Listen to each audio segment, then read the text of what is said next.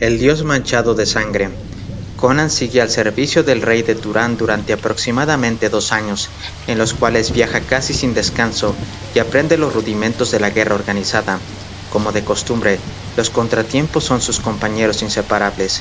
Después de haber protagonizado una de sus más pintorescas aventuras, se dijo que estuvo metido en un lío junto con la amante del comandante de la división de caballería en la que servía. Conan decide desertar del ejército turanio.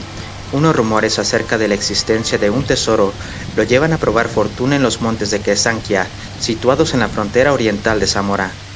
Reinaba una oscuridad total en la hedionda callejuela por la que avanzaba Conan de Cimmeria, en una misión tan oscura e incierta como las tinieblas que lo rodeaban. De haber habido un testigo, habría visto un hombre muy alto y de constitución hercúlea vestido con una amplia túnica suajir, cubierta con una fina cota de malla de acero, y encima de esta, un grueso manto de piel de camello. Su negra cabellera y su ancho rostro sombrío y juvenil, bronceado por el sol del desierto, se ocultaba bajo una kefia, especie de pañuelo suajir, que llevaba envuelta alrededor de la cabeza. En ese momento, llegó a sus oídos un agudo grito de dolor. Semejantes lamentos no eran raros en las tortuosas callejuelas de Arenyun, la ciudad de los ladrones, y ningún hombre cauto o tímido hubiera osado intervenir en un asunto que no le concernía. Pero Conan no era cauto ni tímido. Su impenitente curiosidad no le permitía pasar por alto un grito de auxilio. Además iba en busca de unos hombres, y aquella situación podría darle una pista. Obedeciendo a sus rápidos instintos de bárbaro, se volvió hacia un haz de luz que traspasaba la oscuridad muy cerca de allí. Después, miró a través de una rendija que había en las persianas herméticamente cerradas de una ventana que se abría en un grueso muro de piedra. Pudo ser una amplia habitación de cuyas paredes colgaban tapices de terciopelo y cuyo suelo estaba cubierto de costosas alfombras y de lechos. Alrededor de uno de estos lechos se agrupaban varios hombres. Se trataba de 6 musculosos bravucones amorios y 2 individuos a quienes resultaba difícil identificar. En aquel lecho había un hombre tendido. Era un nativo de Quesanquia, desnudo de cintura para arriba. Aunque era fuerte, un rufián tan musculoso como él lo tenía sujeto por las muñecas y tobillos. Entre 4 personas lo mantenían tendido sobre el lecho, impidiéndole cualquier movimiento, pero sus músculos se contraían formando grandes nudos en sus extremidades y hombros. Los ojos del hombre acostado centellaban con un fulgor rojo, y su amplio pecho brillaba a causa del sudor que lo cubría. Conan vio que un hombre delgado y ágil, cubierto con un turbante de seda roja, levantaba un carbón ardiente de un brasero con un par de tenazas y lo colocaba sobre el pecho tembloroso del prisionero, en el que se podían apreciar otras marcas de torturas similares. Otro de los presentes, más alto que el del turbante rojo, preguntó bruscamente algo que Conan no pudo comprender. El quesanquiano, que estaba tendido en el lecho, movió frenéticamente la cabeza negando y luego escupió con violencia hacia el que lo había interrogado. El carbón al rojo vivo se apoyó de lleno sobre su pecho peludo, lo que hizo lanzar un aullido inhumano a la víctima. En ese instante, Conan se lanzó con todas sus fuerzas contra las persianas. La acción del cimerio no era tan impulsiva como podía parecer a simple vista. Para sus objetivos del momento, necesitaba un amigo entre los nativos de los montes de Quesanquia, un pueblo conocido por su hostilidad hacia los extranjeros, y allí se le presentaba la oportunidad de dar con la persona que buscaba. Las persianas saltaron en astillas con un crujido estrepitoso, y el bárbaro cayó de pie sobre el suelo de la habitación, con la cimitarra en una mano y una daga suajir en la otra. Los torturadores se volvieron en redondo y lanzaron un grito de asombro. Vieron a un hombre alto y corpulento, vestido con ropas de suajir y con un pliegue de su kefia envolviéndole el rostro. En su cara centellaban unos ojos de un azul volcánico. Por un instante, la escena se congeló y luego se fundió en una acción llena de violencia. El hombre del turbante rojo lanzó una orden imperiosa, y un gigante peludo se adelantó para enfrentarse al intruso. El samorio empuñaba una espada de casi 1 metro de largo y lanzó un mandoble hacia arriba con intención de traspasar a su contrincante, pero la cimitarra encontró en su camino un brazo que se levantaba para detenerlo. La mano del samorio, así como el sable que aferraba, volaron por los aires en medio de una lluvia de sangre, y luego la estrecha y larga hoja de la cimitarra de Conan atravesó la garganta de su enemigo, que ahogó un grito de agonía. El cimerio saltó por encima del cuerpo caído, en dirección al individuo del turbante rojo y a su compañero de elevada estatura. Turbante rojo sacó un puñal, y el hombre alto desenvainó su espada. «¡Córtalo en dos, Hiyad!», gritó Turbante rojo, al tiempo que se retiraba ante el impetuoso ataque del cimerio. «Sal, ayúdanos». El hombre llamado Hiyad paró el mandoble de Conan y respondió con rapidez. Conan eludió el golpe con un salto de pantera hambrienta, pero ese movimiento lo puso al alcance del puñal de Turbante rojo. El arma salió disparada y la punta le dio a Conan en un costado, pero no consiguió perforar la negra cota de malla. Turbante rojo saltó a su vez hacia atrás, escapando por tan poco a la afilada espada de Conan, que ésta le hizo un corte en el chaleco de seda y le dejó una marca en la piel. El hombre tropezó con una silla y luego cayó de bruces sobre el suelo, pero antes de que Conan pudiera acabar con él, Hiyad lanzó una lluvia de sablazos sobre el cimerio. Mientras peleaba con Hiyad, Conan advirtió que el hombre llamado Sal avanzaba empuñando una pesada alabarda, al tiempo que Turbante rojo volvía a ponerse en pie. El cimerio no esperó a que lo rodeasen. Un golpe de su cimitarra hizo retroceder a Hiyad. Luego, cuando Sal levantaba la alabarda, Conan le lanzó un sablazo que lo hizo caer revolcándose entre su propia sangre y sus entrañas. Conan saltó enseguida hacia los esbirros que aún retenían al prisionero. Estos liberaron al hombre al tiempo que lanzaban gritos y desenvainaban sus espadas corvas. Uno lanzó un mandoble contra el hombre de Kesankia, que lo eludió rodando sobre el lecho de madera. Entonces Conan se colocó entre los hombres y su víctima. Mientras se retiraba ante el ataque de aquellos, gritó al prisionero kesankiano: «Sal de aquí, delante de mí, rápido». «Perros», gritó el hombre del turbante rojo, «no los dejéis escapar». «Ven a probar el sabor de la muerte, perro», exclamó Conan riendo salvajemente, hablando en lengua samoria con acento bárbaro. El kesankiano, debilitado por la tortura, corrió un cerrojo y abrió una puerta que daba a un patio pequeño. Atravesó tambaleando el patio, mientras Conan luchaba con sus torturadores en el vano de la puerta, donde el reducido espacio disminuía la ventaja de aquellos.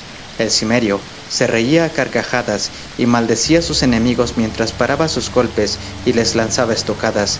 Turbante rojo bailaba de ira detrás de los combatientes maldiciendo a gritos. La cimitarra de Conan parecía la lengua de una cobra. Un samorio lanzó un grito y cayó de rodillas, apretándose el vientre. Hiyad atacó enseguida, pero tropezó con el caído y cayó a su vez. Antes de que los furiosos individuos que atestaban la puerta pudieran organizarse, Conan se volvió y corrió a través del patio en dirección a un muro por encima del cual había desaparecido el kesankiano. Tras envainar sus armas, Conan dio un salto y se aferró al borde de la pared. Después de un breve balanceo, tomó impulso y se subió a la parte superior de aquella. Desde allí echó un vistazo a la oscura y sinuosa callejuela que bordeaba el muro.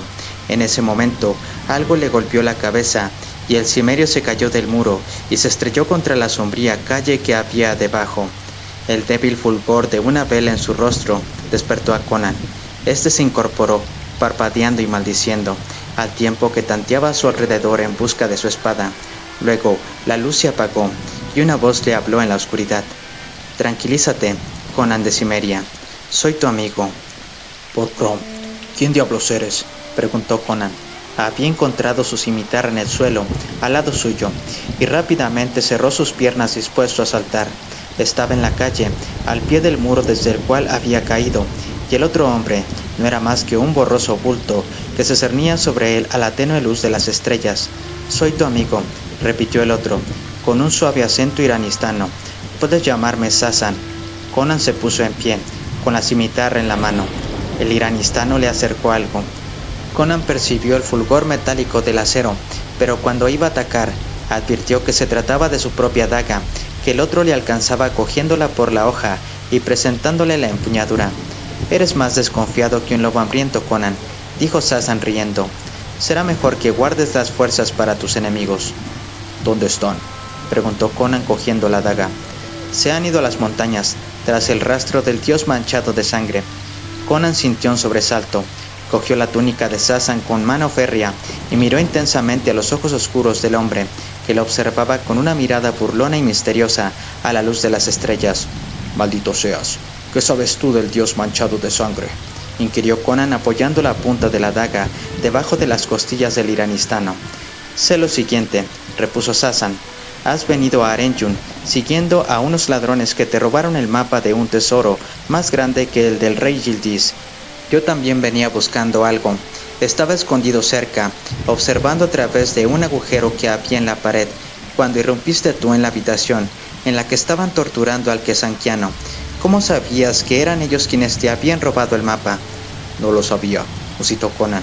Oí el grito de un hombre y pensé que sería buena idea intervenir, de haber sabido que eran los hombres que buscaba. Dime, ¿qué más sabes? Sé que en las montañas cercanas hay un antiguo templo oculto, en el que tienen miedo de entrar los hombres de la montaña. Se dice que es un edificio construido en la edad precataclísmica. Si bien no hay acuerdo entre los entendidos acerca de su origen, algunos piensan que es Grondario y otros que fue construido por un pueblo antiquísimo y desconocido, que dominó a los hircanios después del cataclismo. Los quesanquianos prohíben el acceso de los forasteros a la zona, pero un nemedio llamado Storio encontró el templo. Penetró en su interior y descubrió un ídolo de oro incrustado de rubíes, al que llamó el dios manchado de sangre.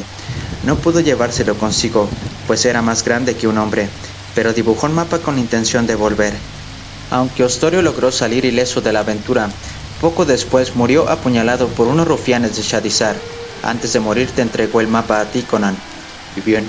Preguntó Conan hoscamente, echando una mirada a la casa oscura y silenciosa que había detrás.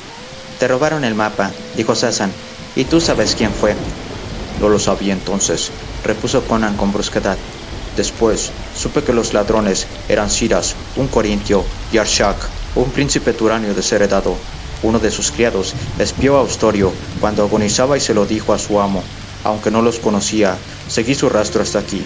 Esta noche me enteré que se ocultaban en una casa de este callejón. Yo iba preocupado en busca de una pista cuando me vi envuelto en aquella gresca. De modo que luchaste contra ellos sin saber quiénes eran, dijo Sazan asombrado. El nativo de Quesanquia era Rustum, un espía de Keraspa, el jefecillo quesanquiano. Lo atrajeron hacia la casa y lo estaban torturando para hacerle revelar los caminos que conducen a través de la montaña. Ya conoces el resto de la historia. La conozco, con excepción de lo que sucedió cuando me encontraba encima del muro. Alguien te arrojó una silla que te golpeó en la cabeza. Cuando te caíste del muro, no te prestaron más atención. Tal vez porque creían que estabas muerto, o quizá porque no te habían reconocido bajo la kefia que envolvía tu cabeza. Persiguieron al quesanquiano, pero no sé si lo capturaron. Luego volvieron, ensillaron sus caballos y galoparon como locos hacia el oeste, dejando a los muertos donde habían caído. Yo me acerqué para ver quién eras y te reconocí. De modo que el hombre del turbante rojo era Arshak, murmuró Conan. Pero, ¿dónde estaba Siras? Iba disfrazado de turanio. Era el hombre al que llamaban Hillar.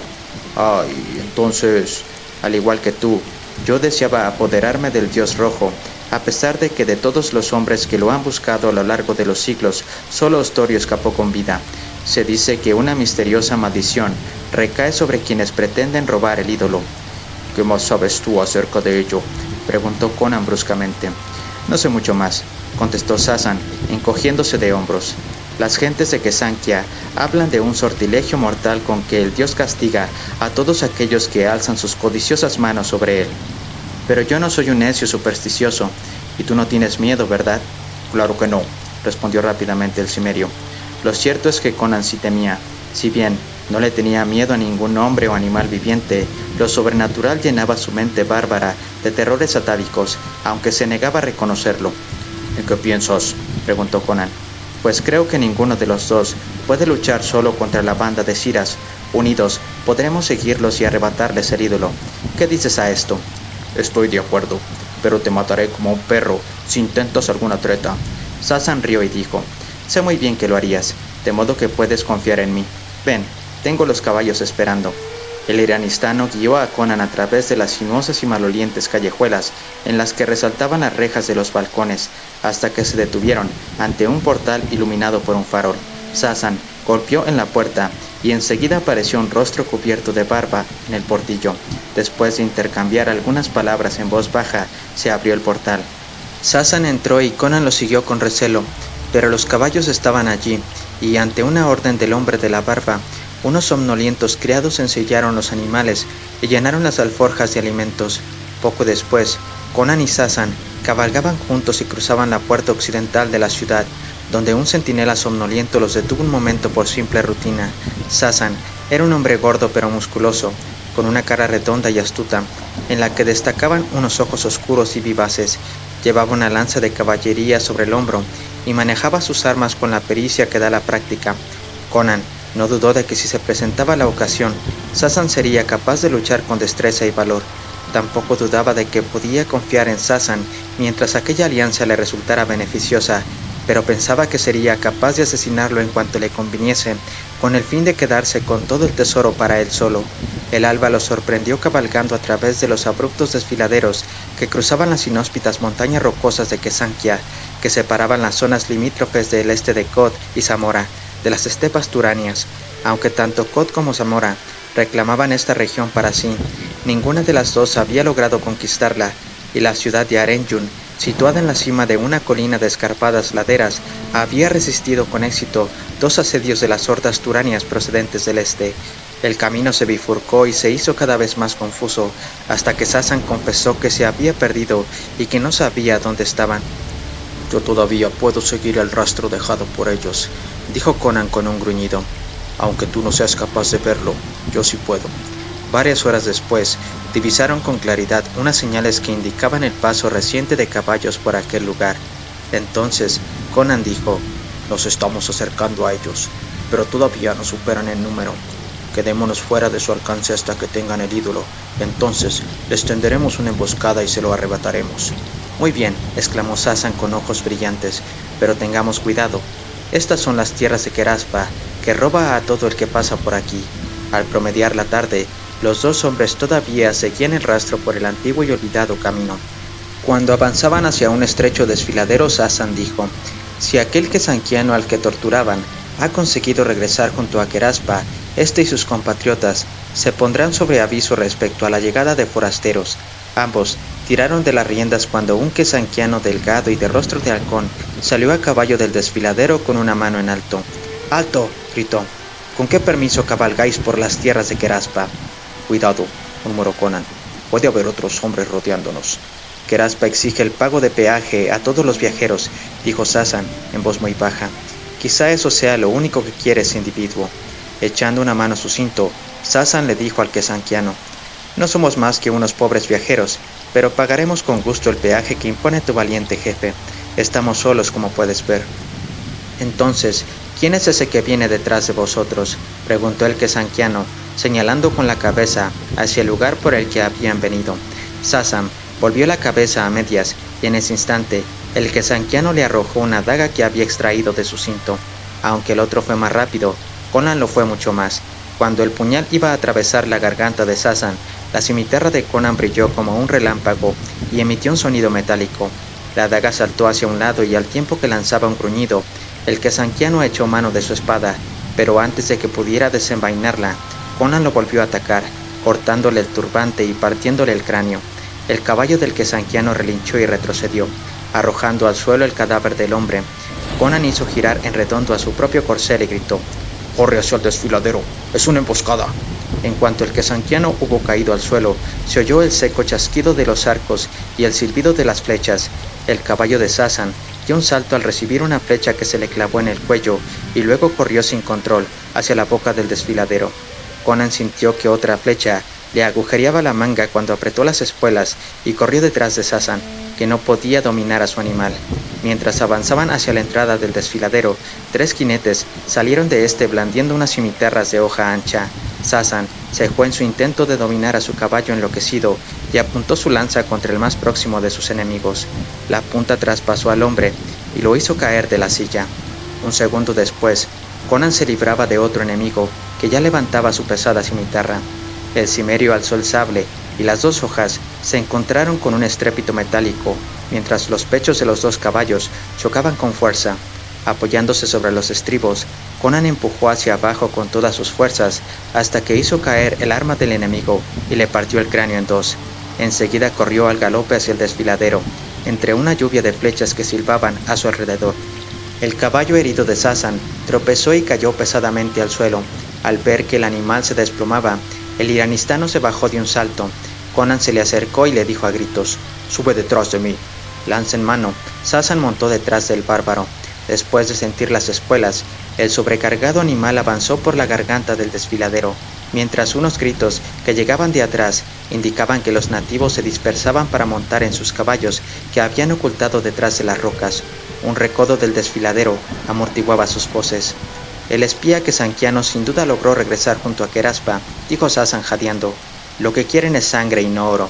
¿Crees que habrán eliminado a Siras?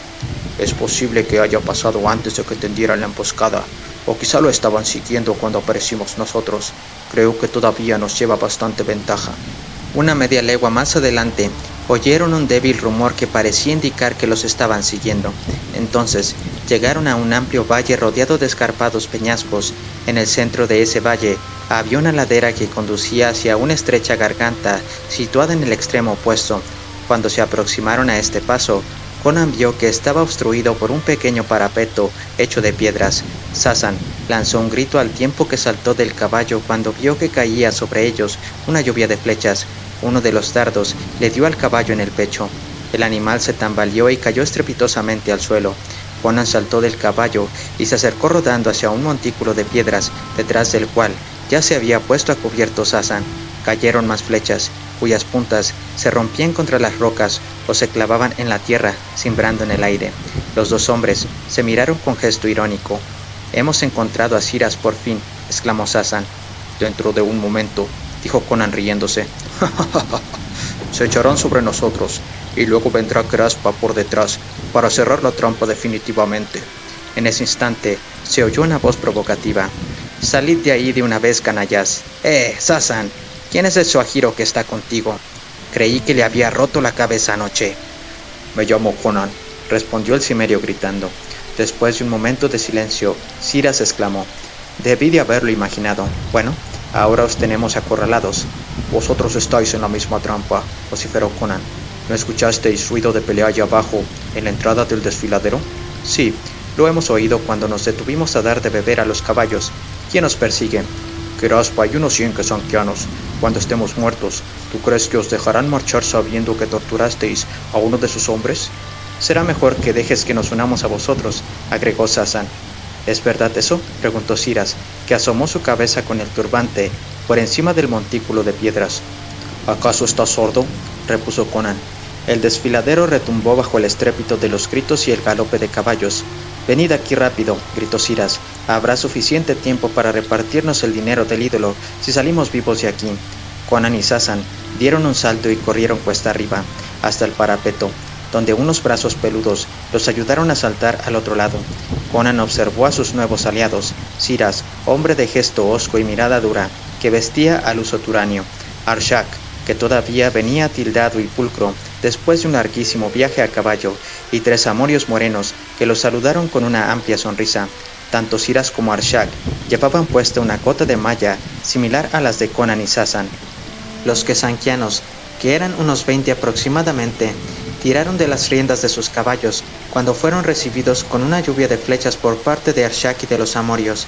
Algunos kesankianos atacaron a su vez con flechas y otros giraron en redondo y retrocedieron hasta encontrarse fuera del alcance de los dardos, y una vez allí desmontaron, pues se habían dado cuenta de que el parapeto era demasiado alto como para que pudiera ser destruido por un caballo. Por un lado se veía una montura vacía y por otro un corcel herido que retrocedía hacia el desfiladero con su jinete. «Deben de habernos seguido», dijo Siras furioso. «Conan, nos has mentido. No son 100 hombres, como nos has dicho». «Son suficientes como para cortarnos el pescuezo», dijo Conan palpando su espada.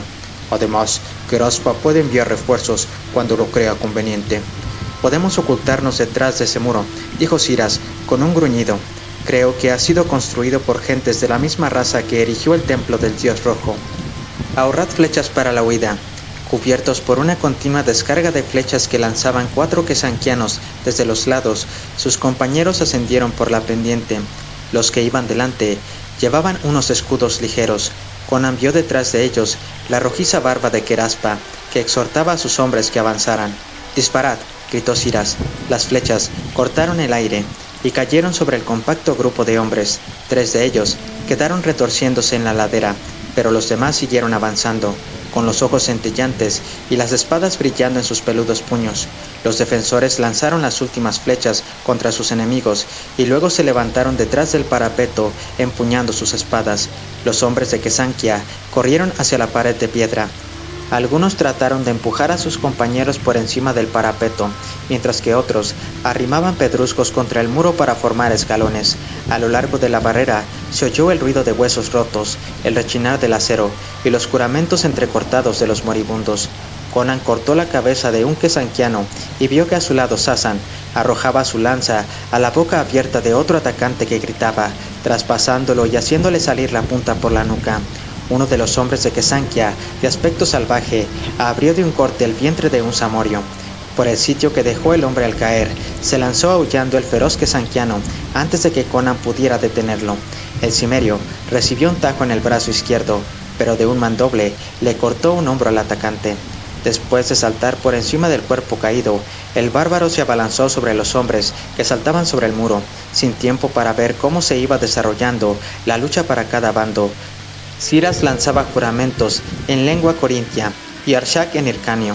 Alguien exhaló un grito de agonía. Un quesanquiano aferró a Conan por el grueso cuello con sus manos de gorila, pero el cimerio puso en tensión todos sus músculos y asestó una serie de puñaladas a su contrincante, hasta que el montañés lanzó un quejido y lo soltó, desplomándose luego desde lo alto del parapeto. Conan miró a su alrededor jadeando y se dio cuenta de que la intensidad del ataque había disminuido. Los pocos quesanquianos que quedaban en pie se alejaban trastabillando pendiente abajo. Todos sangraban profusamente. Los cadáveres estaban apilados al pie del muro de piedra. Los tres amorios estaban muertos o moribundos, y Conan vio a Arshak sentado con la espalda contra el parapeto, apretándose una herida con las manos empapadas de sangre. Los labios del príncipe estaban azules, pero a pesar de ello, Arshak logró esbozar una sonrisa triste. Nacer en un palacio, musitó, para venir a morir detrás de un montón de piedras. No importa, es el destino. Es la maldición que pesa sobre el tesoro. Todos los hombres que siguieron el rastro de Dios manchado de sangre han muerto. Y después de pronunciar estas palabras, murió. Ciras, Conan y Sasan se miraron en silencio. Eran tres figuras lúgubres, harapientas y cubiertas de sangre. Los tres tenían cortes poco profundos en las extremidades, pero sus cotas de malla los habían salvado de la muerte que arrebató a sus compañeros. Vi que Caraspa salía corriendo, exclamó Ciras con un gruñido. Seguramente volverá a su aldea y pondrá en pie de guerra a toda su tribu para perseguirnos. Debemos hacer de esto una carrera contra el tiempo. Tenemos que apoderarnos del ídolo y salir de estas montañas antes de que regresen con todos sus efectivos. El tesoro será suficiente para los tres. Es verdad, dijo Conan con gesto hosco, pero devuélveme mi mapa antes de que nos pongamos en marcha. Ciras abrió la boca para decir algo, pero vio que Sasan recogía el arco de uno de los amorios y colocaba una flecha en él. Haz lo que te dice Conan, ordenó el iranistano con tono amenazador. Ciras se encogió de hombros y le entregó un trozo de pergamino arrugado. Malditos seáis, dijo. De todos modos, me corresponde un tercio del tesoro. Conan echó un vistazo al mapa, lo colocó en la bolsa que colgaba de su cinto y dijo: Está bien, no voy a ser rencoroso. Eres un cerdo, pero si juegas limpio, nosotros actuaremos de la misma forma. Sasan? El aludido asintió con la cabeza y recogió un puñado de flechas del suelo. Los caballos de los hombres de Ciras estaban atados en el paso que se hallaba detrás del parapeto. Los tres guerreros montaron los mejores corceles y se llevaron los otros tres, ascendiendo por el desfiladero situado detrás del paso. Había caído la noche, pero la certeza de que Caraspa iba a volver tras ellos les impedía descansar. Conan observó a sus compañeros con mirada de halcón. Se dijo que el momento más peligroso llegaría cuando se hubiesen apoderado de la estatua de oro y ya no necesitaran ayudarse unos a otros. Entonces Ciras y Sasan podrían conspirar para asesinarlo, o quizá uno de ellos le propusiera a Conan un plan para matar al tercero. Por duro e implacable que fuera el cimerio, su código de honor bárbaro le impedía ser el primero en traicionar. También se preguntó lo que habría querido decirle el hombre que dibujó el mapa poco antes de morir. La muerte se llevó a Austorio cuando estaba describiendo el templo, entre vómitos de sangre. El Nemedio estaba a punto de advertirle que tuviera cuidado con algo, según parecía, pero ¿de qué? El alba los sorprendió cuando salían de la estrecha garganta y entraban en un valle de paredes escarpadas. El desfiladero por el que habían pasado era el único camino de entrada hacia aquel lugar. Se vieron en una plataforma rocosa de unos 30 pasos de ancho, con un talud que se alzaba a gran altura por un lado y otro que se precipitaba hacia un profundo abismo por el lado opuesto. No parecía que hubiese un camino de descenso hacia el fondo del valle, que se encontraba velado por la neblina. Los hombres echaron un vistazo a su alrededor. Lo que vieron delante de ellos les quitó el ansia de llegar a destino. Divisaron el templo, que se encontraba hacia un lado de la plataforma rocosa y relucía bajo la luz del sol naciente. Estaba tallado en la misma roca que el talud, y su enorme pórtico se hallaba frente a ellos.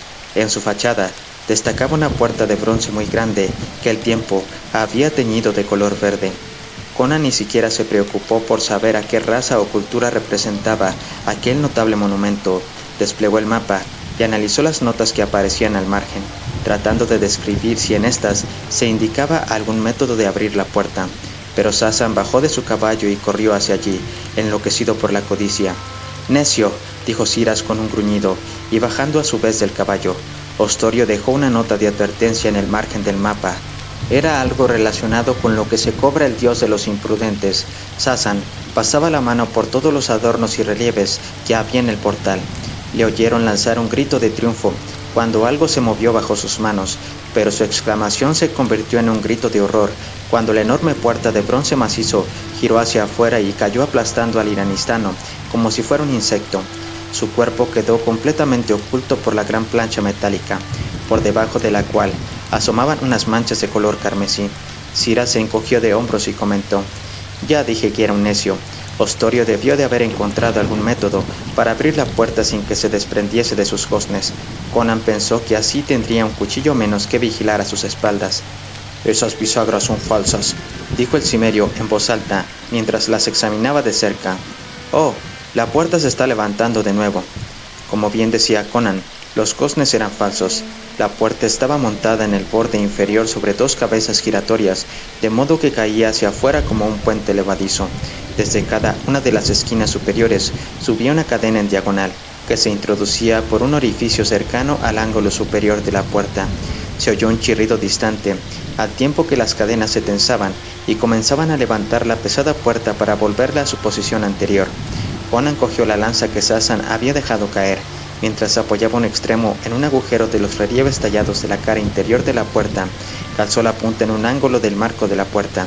El chirrido cesó y la puerta dejó de moverse, quedando casi abierta. «Buen trabajo, Conan», dijo Ciras. «Puesto que el dios ya se ha cobrado su víctima, el camino ha de estar libre». A continuación, saltó hasta la superficie interior de la puerta y entró en el templo. Ambos se detuvieron en el umbral y echaron una mirada hacia el oscuro interior con la misma desconfianza con que habrían observado la guarida de una serpiente. El silencio era absoluto en aquel antiguo templo, y solo se rompió con el rumor de sus botas sobre las losas de piedra. Entraron con mucha cautela, parpadeando en la penumbra. Hacia el fondo, donde estaba más oscuro, un fulgor carmesí como el resplandor de una puesta de sol hirió sus ojos. Vieron al dios, un ídolo de oro incrustado de rubíes incandescentes. La estatua, un poco más grande que un ser humano, tenía la forma de una especie de enano monstruoso erguido, con unos pies enormes apoyados en un bloque de basalto. El ídolo estaba de cara a la puerta de entrada, encima de un bloque de basalto, y a cada lado se veía un enorme trono de ébano tallado, con incrustaciones de piedras preciosas y madreperlas, en un estilo completamente diferente al empleado por cualquier artesano de aquellos tiempos. A la izquierda de la estatua, y a unos pocos metros del pedestal, el suelo del templo tenía una grieta de pared a pared de unos 5 metros de ancho. En alguna época remota, probablemente antes de que el templo hubiera sido construido, un terremoto debió de fragmentar la roca. Parecía indudable que en aquel negro abismo habían sido arrojadas hace mucho tiempo las aterradas víctimas como ofrenda de los terribles sacerdotes a su dios. Las paredes eran muy altas y estaban fantásticamente trabajadas. El techo era oscuro y sombrío, pero la atención de los dos hombres se había fijado exclusivamente en el ídolo. Aunque era la representación de un monstruo repelente, debía de valer tanto que Conan sintió vértigo.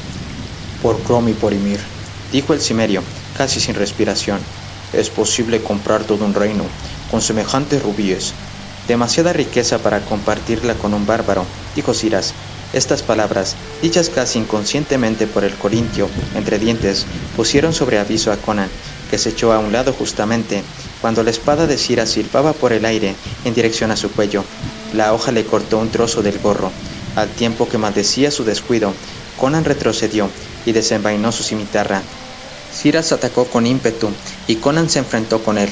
Lucharon y forcejearon de un lado a otro delante del ídolo, arrastrando los pies por toda la habitación, mientras las hojas chocaban con un chirriante sonido metálico.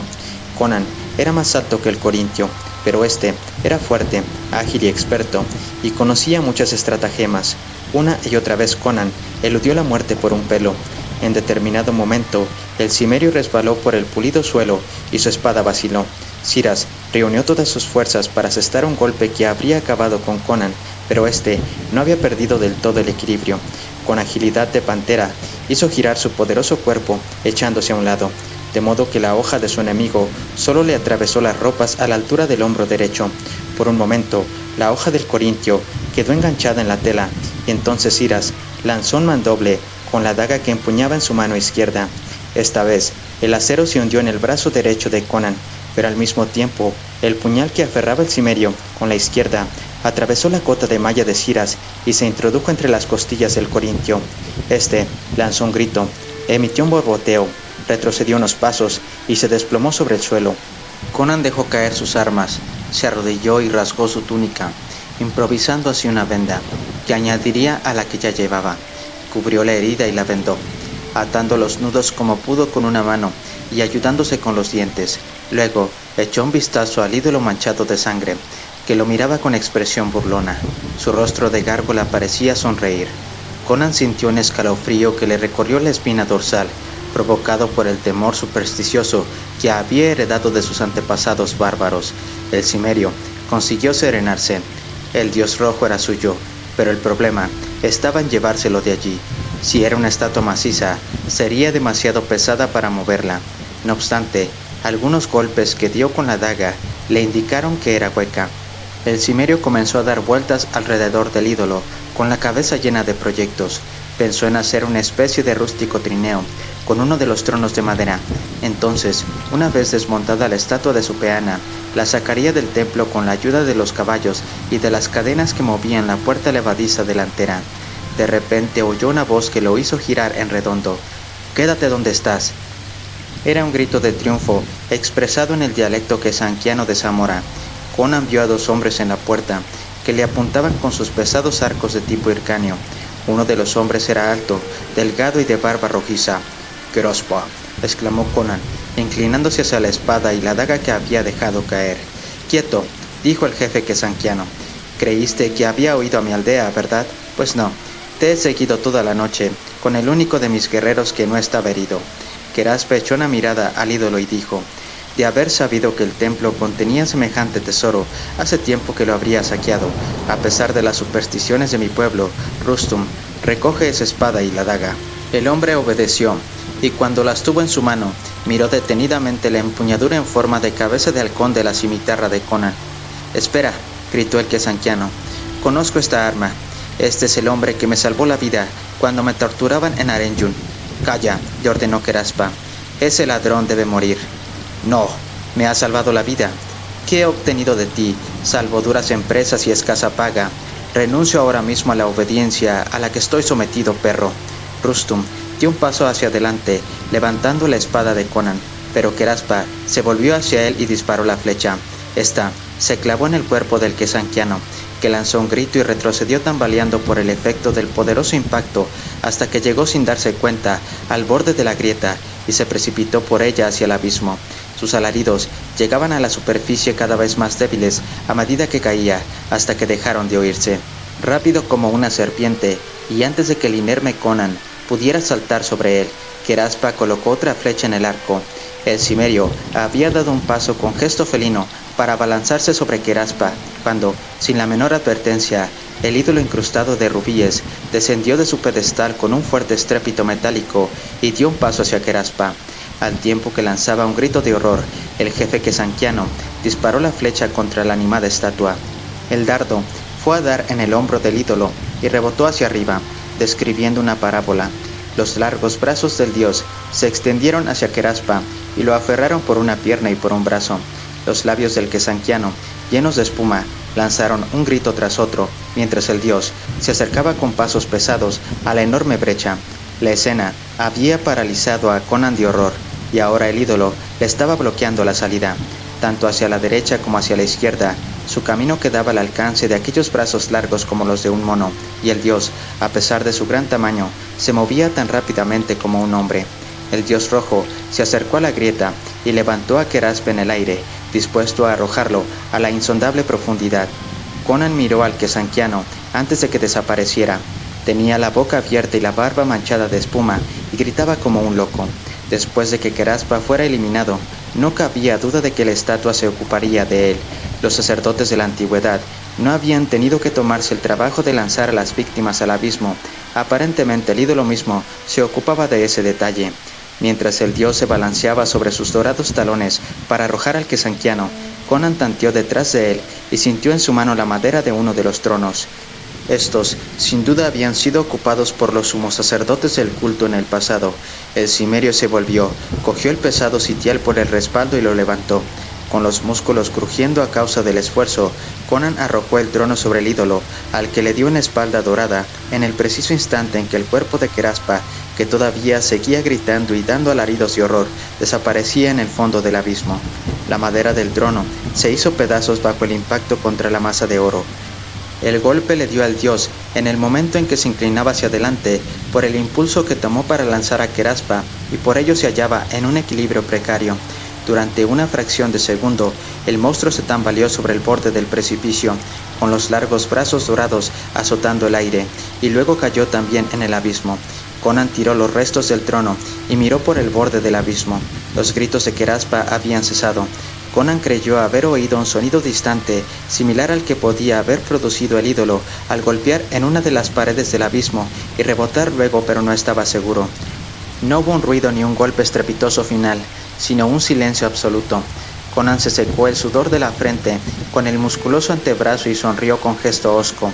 La maldición del dios manchado de sangre se había acabado y el dios desaparecía con ella.